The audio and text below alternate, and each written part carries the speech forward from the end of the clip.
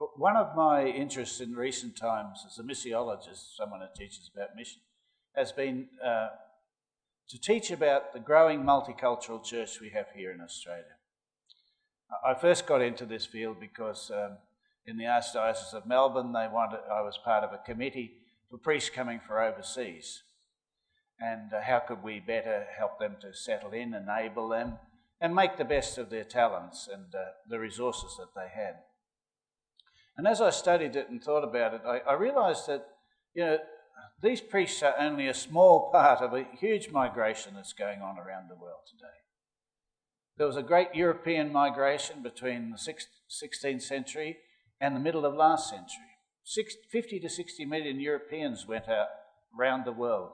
And that was built Australia and New Zealand and the United States, Canada, but also you had India and Africa and Latin America and all of this.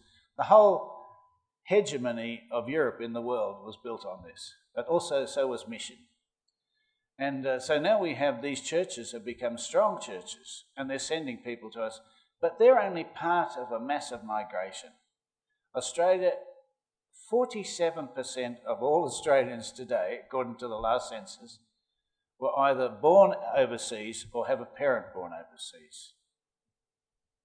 And for the future, these priests who come from overseas, these religious who come from overseas, may be a great resource, a gift, if we can sufficiently kind of enable them to settle in and to learn of their resource, because we're going to need to be able to talk with people of multicultures, many cultures.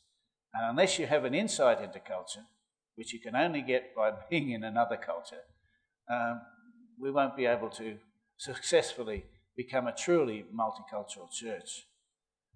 There is, of course, a lot of pain as well.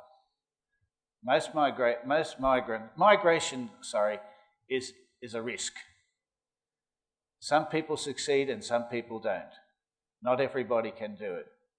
But my hope is that congregations like the Redemptorists, who are bringing many people from overseas, especially from Vietnam and the Philippines, will be a resource for the church because they will model how this can be done, but also they will have sensitivities and insights that might help us in becoming a truly multicultural church.